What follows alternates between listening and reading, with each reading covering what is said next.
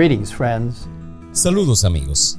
Hoy, mientras continuamos nuestro viaje a través del libro El conflicto de los siglos, regresamos a Alemania, donde, como leemos en el capítulo 10, todo el país estaba agitado mientras miles de personas se preguntaban qué le había pasado a Martín Lutero.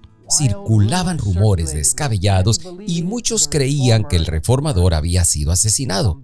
Algunos se unieron decididos a vengar su muerte y los líderes de la Iglesia romana se aterrorizaron cuando vieron el nivel de ira contra ellos. Eventualmente llegó la noticia de que Lutero estaba vivo, aunque lo mantenían prisionero por su propia seguridad. Esto calmó un poco las cosas y los escritos del reformador se leyeron con más entusiasmo y mucho más personas se unieron a la reforma. Pero Satanás no estaba ocioso y trajo una falsificación para desacreditar la obra de Martín Lutero y otros reformadores, buscando destruir la obra de la reforma. Unos cuantos hombres se levantaron alegando tener revelación directa del cielo y descartando la autoridad de la Biblia. Rechazaban el gran principio que era la base misma de la reforma, escribió Elena de White. La palabra de Dios es la regla perfecta de fe y práctica. Y así, por haberse despreciado al único medio seguro de descubrir el engaño y la mentira, se le abrió camino a Satanás para que a su antojo dominase los espíritus. Y saben, amigos, lo mismo es cierto hoy.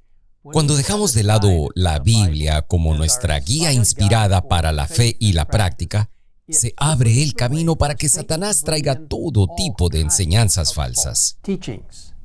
El fruto de estos falsos maestros, que al principio decían ser partidarios de la reforma, pero que se guiaban por sus propios sentimientos y delirios, pronto se hizo evidente. Se produjo el caos, con el fanatismo y la anarquía tomando el control de muchos. Peor aún, se culpó a la reforma de las acciones de aquellos que provocaron conflictos y confusión con afirmaciones de que esto fue el resultado de seguir las enseñanzas de Lutero. Cuando Lutero se enteró de los estragos y la confusión causados por estos falsos maestros, incluso en Wittenberg, el mismo centro de la Reforma, él estaba decidido a dejar su fortaleza segura y una vez más alimentar a su rebaño. ¿No son los vecinos de Wittenberg mi propia grey?, escribió él. ¿No los encomendó Dios a mi cuidado? ¿Y no deberé, si es necesario, dar mi vida por amor de ellos? Esto no fue una exageración. Lutero estaba bajo la proscripción del imperio.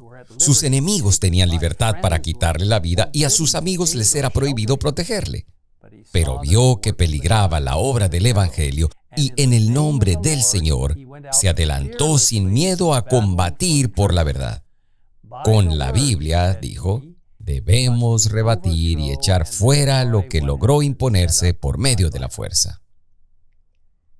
Pronto se difundieron informes por todo Wittenberg de que Lutero había regresado y predicaría. La gente acudió en masa a su iglesia, que estaba llena a rebosar. Durante una semana entera, las ansiosas multitudes se quedaron fascinadas mientras Lutero elevaba la Biblia día tras día. La palabra de Dios quebrantó la esclavitud del fanatismo. El poder del Evangelio hizo volver a la verdad al pueblo que se había descarriado. Satanás, sin embargo, no se da por vencido fácilmente.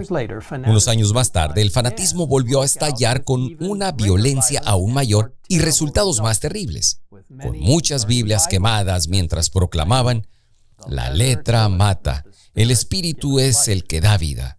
Esta enseñanza daba rienda suelta a su orgullo al colocar en realidad las ideas y las opiniones de los hombres por encima de la palabra de Dios. Amigos, cada vez que colocamos las opiniones humanas por encima de la Biblia, podemos esperar resultados terribles.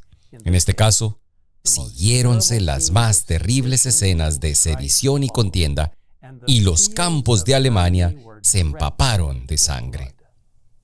Y, sin embargo, se culpó de esta horrible violencia a los reformadores, las mismas personas que defendían la palabra de Dios. Satanás procura constantemente engañar a los hombres y les hace llamar pecado a lo que es bueno y bueno a lo que es pecado. Sin embargo, Lutero continuó defendiendo el Evangelio sin miedo de múltiples ataques, y la palabra de Dios demostró ser un arma poderosa en cada conflicto. Fue durante este tiempo que Lutero completó la traducción del Nuevo Testamento al alemán, y muchos la recibieron con gran alegría. Todos los que sabían leer estaban ansiosos por estudiar la palabra de Dios por sí mismos, y por la noche, los maestros de escuela de las aldeas leían en voz alta a pequeños grupos reunidos alrededor de las fogatas de las casas. Cuando Lutero vio cómo la gente era bendecida al tener el Nuevo Testamento en su idioma nativo, inmediatamente comenzó a traducir el Antiguo Testamento, publicándolo en partes tan pronto como pudo completarlas. Cada vez más corazones se convencieron de la verdad de Dios y se verificó la promesa que se encuentra en el Salmo 119, versículo 130. La exposición de tus palabras alumbra, hace entender a los simples. Esa luz penetró por toda Alemania y más allá para nunca extinguirse. La persecución se encendió una vez más contra los que se mantuvieron firmes en su fe, pero no tuvo éxito. En vano se mancomunaban las autoridades civiles y eclesiásticas para detener el avance de la herejía. Inútilmente recurrían a la cárcel, al tormento, al fuego y a la espada. Millares de creyentes sellaban su fe con su sangre, pero la obra seguía adelante. La persecución no servía sino para hacer cundir la verdad. Queridos amigos, hoy permanecemos sobre los hombros de aquellos que nos han precedido, aquellos que creyeron en la palabra de Dios y la siguieron, haciendo lo correcto aunque se desplomen los cielos. Que nosotros también valoremos y compartamos la verdad de Dios con los demás, dejando que la luz de las Escrituras brille en este mundo de tinieblas.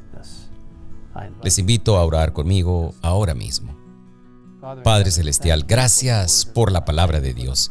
Gracias por el privilegio de compartir estas preciosas instrucciones y directivas desde el salón del trono del cielo mismo. Ayúdanos a interactuar con otros para mostrarles tus preceptos, tu guía en nuestras vidas, y que la palabra de Dios pueda traernos estabilidad y vida.